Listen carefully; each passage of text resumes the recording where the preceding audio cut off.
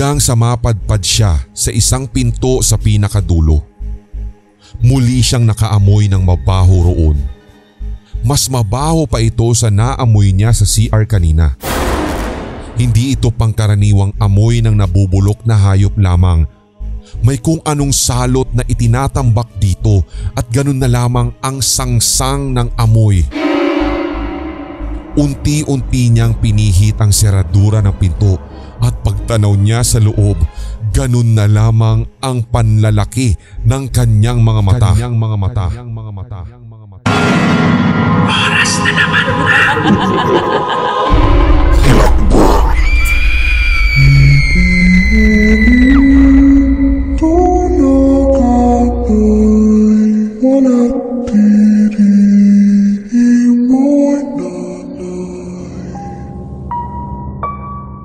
Isang paresan sa Pampanga ang dinudumog at pinipilahan dahil sa inspiring story ng may-ari nito na kung tawagin ay Capredi.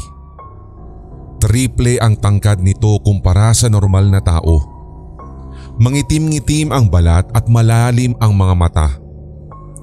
Freddy ang tunay nitong pangalan pero binansagan itong Capredi dahil mukha raw itong kapre. Si Capredi ay dating tambay lang sa naturang lugar. Wala itong permanenteng tirahan at itinataboy na rin ng mga kamag-anak. Dahil nga sa sobrang tangkad nito, halos hindi rin ito magkasya sa bahay ng ilang mga kakilala nito kaya hirap din itong makitulog sa iba. Kaya naman naisipan nitong manirahan na lamang sa mga puno. Doon ito tumatambay mula umaga hanggang gabi at sa ilalim naman ng punong ito natutulog kapag oras na ng pahinga. Nakaugalian na rin itong manigarilyo habang nakatambay sa taas ng puno lalo na sa gabi. Kaya hindi maiwasan ng ibang naglalakad sa daan na mapagkamalan itong kapre. Akala ng marami, wala na itong kapag-apag-asa sa buhay at doon na rin ito mamamatay. Pero sa paglipas ng 10 taon, napakalaki na ng pagbabago nito ngayon. Nagsimula sa pagtulong sa pagtitinda ng mga tulak-tulak, rumakit sa kung saan-saang lugar hanggang sa makaipon at ngayoy nakapagpatayo na nga ng sariling negosyo. Kung ano-anong racket ang pinasok nito noon at hindi nito iyon pinaalam sa marami. Akala nga ng iba ay namatay na lang ito sa kung saan. Nagbalik na lang ito sa Pampanga noong marami na itong naipon para doon itayo ang Capredi Pares Overload na patok nitong negosyo.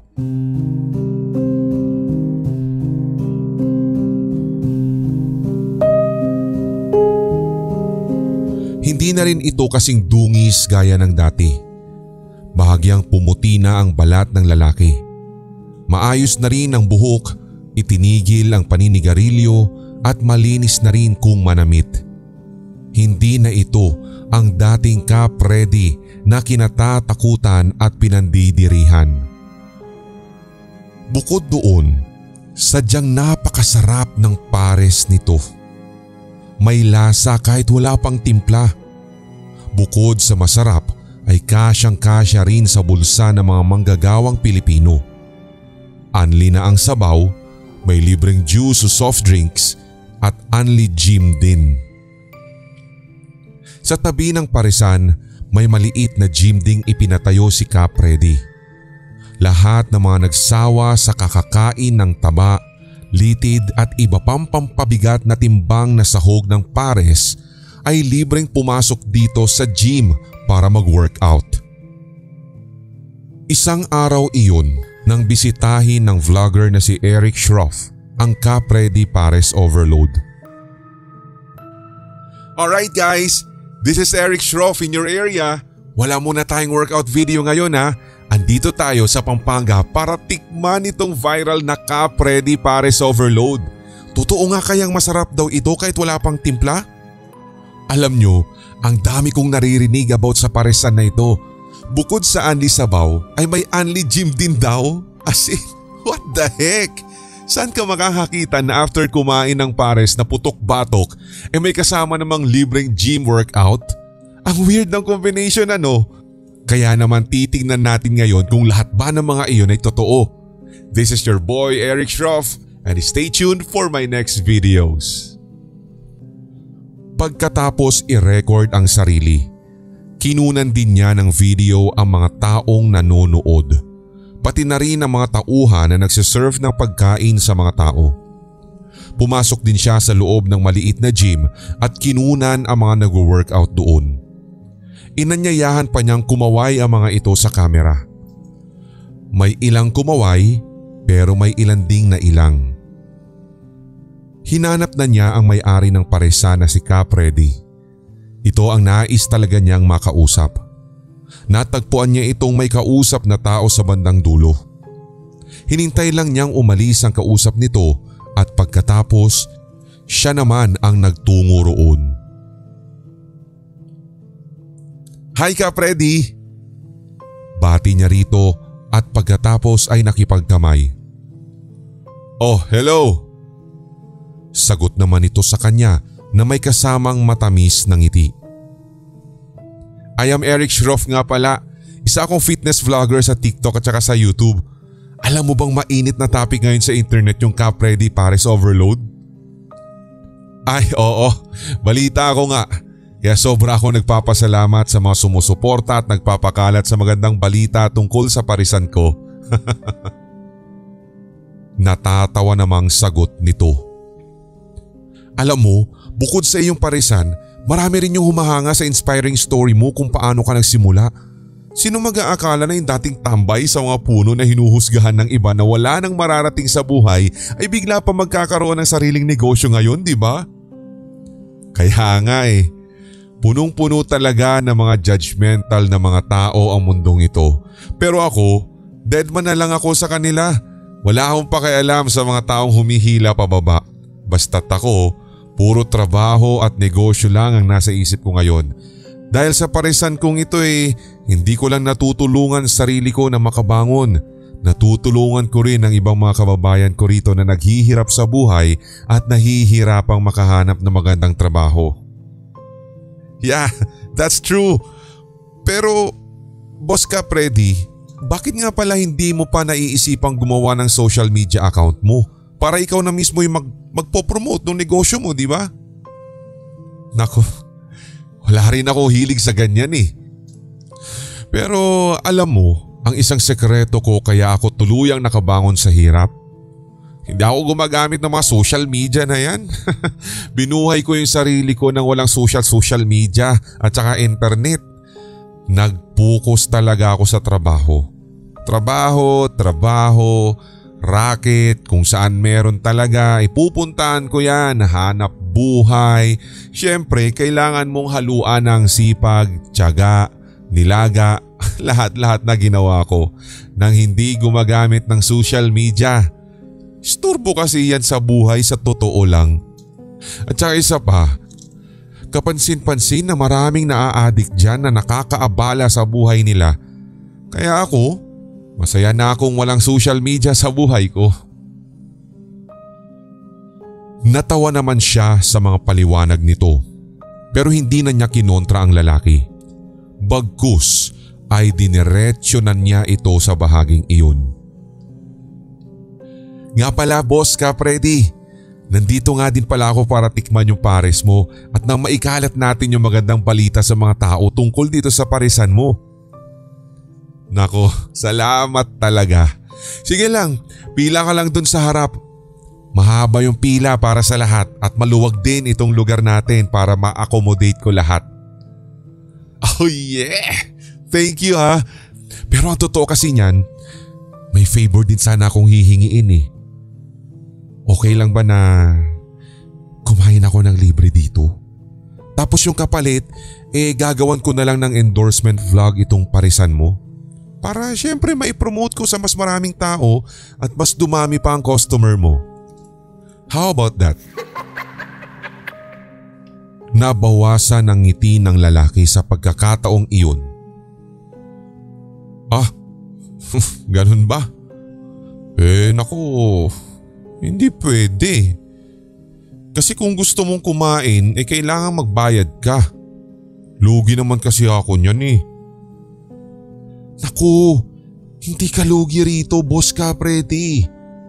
Isang tao lang naman nakakain ng libre eh. Ako lang naman. Sana pagbigyan mo na ako, boss. Tsaka titikman ko ng libre lahat ng nasa menu mo. Tapos kapalit ay libreng vlog para mas makilala ka pa ng marami. Hindi ka na kaya lugi roon? Panalo ka pa nga eh. Ay nako, pasensya na. Ayoko talaga ng ganitong setup eh.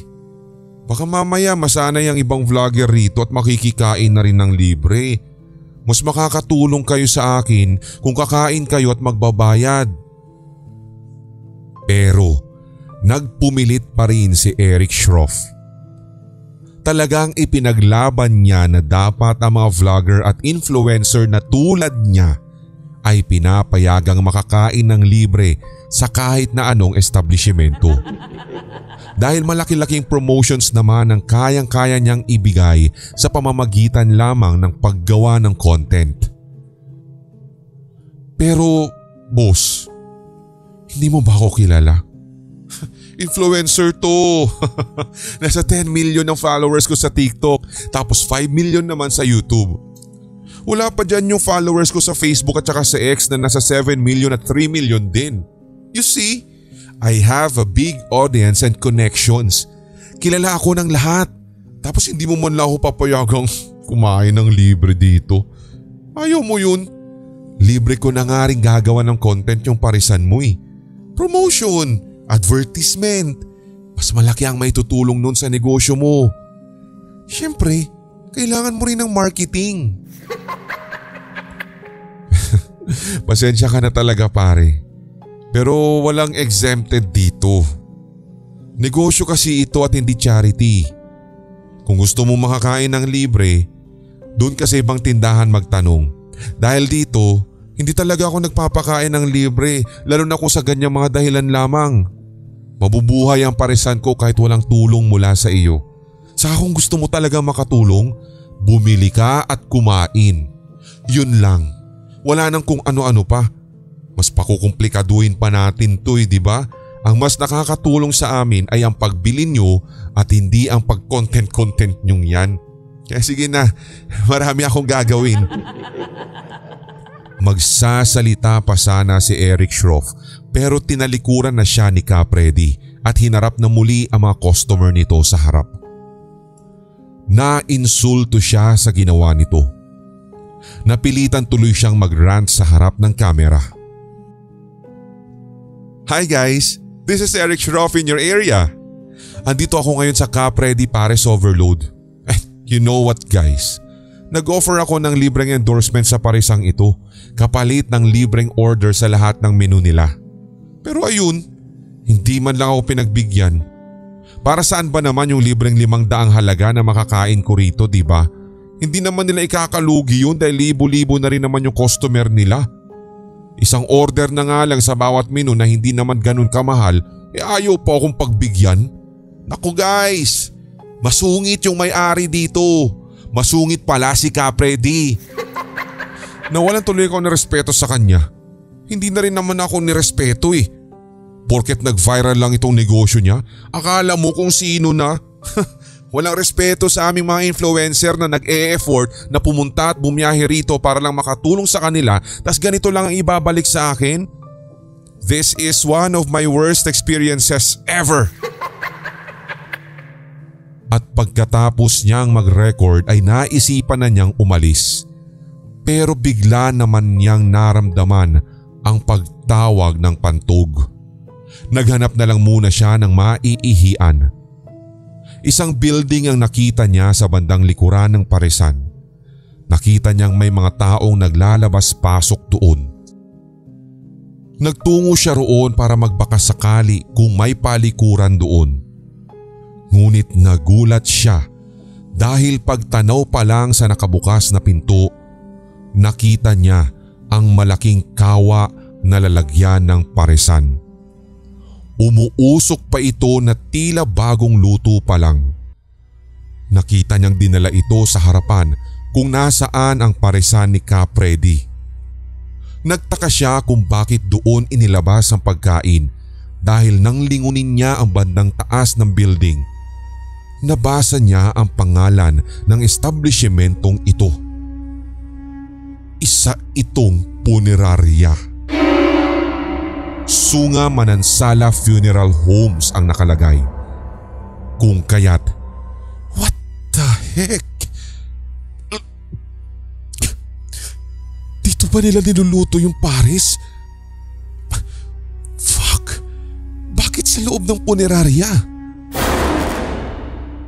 Dinukot muli ni Eric Schroff ang kamera at pasimpleng nag-video sa mga nagaganap sa loob. Nang makakuha ng 30 seconds na video clip, doon na niya ibinalik sa bulsa ang cellphone at lumapit sa mga tao. Excuse me po boss, pwede bang maki-CR? Ihing-ihi na kasi ako eh. Nagkatinginan ang mga tauhan bago muling bumaling sa kanya. Hindi nagtagal, tumango rin ang isa at pinapasok na siya. Agad siyang tumuloy sa loob at hinanap ang CR. Mabuti na lamang ay maraming direksyong nakalagay roon kaya agad niya itong natagpuan sa gawing dulo. Pagkapasok sa loob, nakaamoy agad siya ng napakasangsang. Parang gustong sirain ang kanyang sikmura sa sobrang baho. Pinigilan na lang niya ang paghinga saka nagbukas ng zipper. Pagkatapos niyang maglabas, agad din niyang nilisan ang napakabahong banyong iyon. Pero agad nagbalik sa kanyang alaala ang nakita niya kanina. Bakit kaya sa loob ng punerarya niluluto ang pares? Bakit sa napakabahong amoy ng paligid, nakaamoy na rin siya ng kakaiba rito? Nakiramdam siya sa buong paligid. Mukhang wala na ang mga taong naglalabas-masok kanina. Marahil nailabas na ng lahat ang mga niluluto doon. Oras na para malaman kung ano nga ba ang dapat niyang matuklasan dito dahil hindi talaga maganda ang pakiramdam na ibinibigay ng puneraryang ito sa kanya. Nilabas uli niya ang cellphone at kinunan ang buong paligid. 360 degrees. Hindi na muna siya nagbigay ng komentaryo o kaya ay nag-adlib habang kinukunan iyon dahil baka may makarinig at makahuli sa kanya. Kinunan na lamang niya ang bawat madaraanan. May mga kwarto siyang nadaanan na may glass window sa itaas. Itinutok din niya roon ang kamera sa pagbabaka sakaling may makikitang kakaiba roon. Ngunit karamihan sa mga kwarto ay madilim at naka-switch off ang ilaw. Sa ibang mga silid naman ay mga normal na kagamitan lang ang nakita niya. Hanggang sa mapadpad siya sa isang pinto sa pinakadulo. Muli siyang nakaamoy ng mabaho roon. Mas mabaho pa ito sa naamoy niya sa CR kanina. Hindi ito pangkaraniwang amoy ng nabubulok na hayop lamang. May kung anong salot na itinatambak dito at ganun na lamang ang sangsang ng amoy. Unti-unti niyang pinihit ang seradura ng pinto at pagtanaw niya sa loob, ganun na lamang ang panlalaki ng kanyang mga mata. Mula sa dulo ng silid, bumungad ang isang dambuhalang halimaw na bilugan ang katawan.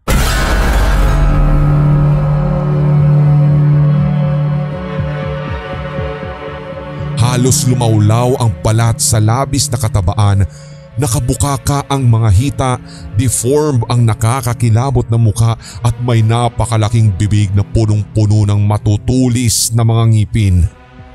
Kasing kulay ng dumi ng tao ang balat nito, may mga tumitibok-tibok na bukol sa ulo, malalaki at nakaluwa ang isang mata at halos sakupin ang kalahati ng kabilang pisngi.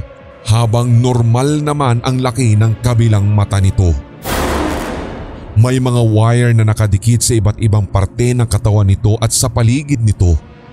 Nakapalibot ang naglalakihang mga transparent na machine na merong kung anong likido sa loob na kumukulo at lumilikha ng kakaibang vibration sa paligid.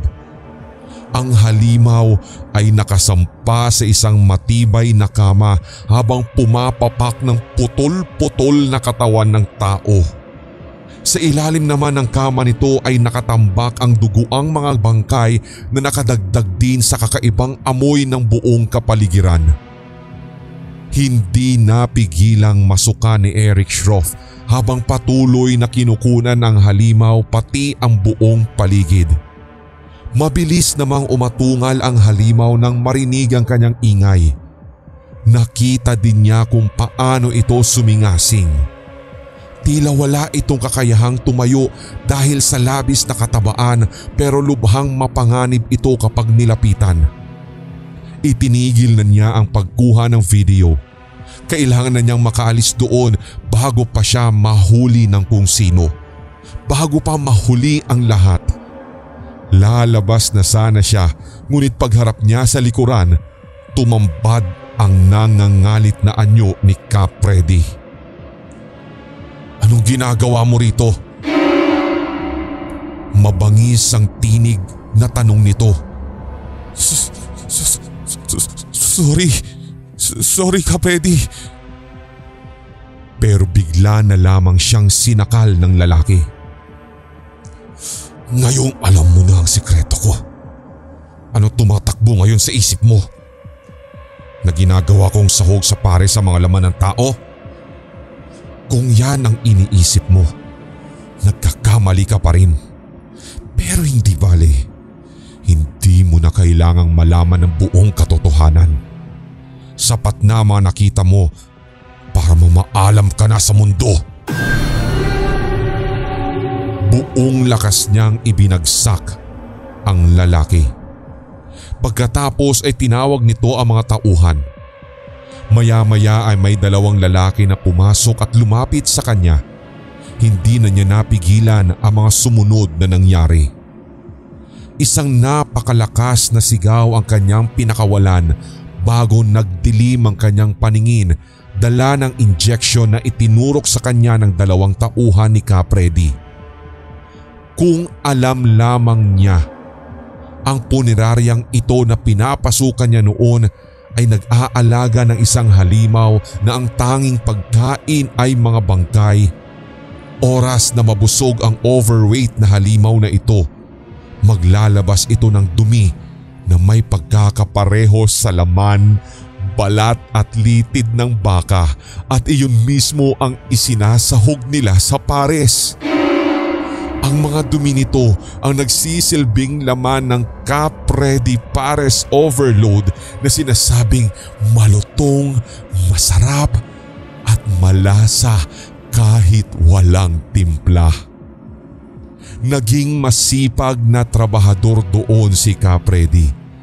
Kaya nang mamatay ang may-ari, sa kanya ipinamana ang pamamahala ng punerarya. Kaya naman nagtayo rin sila ng branch ng puneraryang iyon dito at inilipat din nila rito ang naturang halimaw na nagdudumi ng napakasarap na mga laman.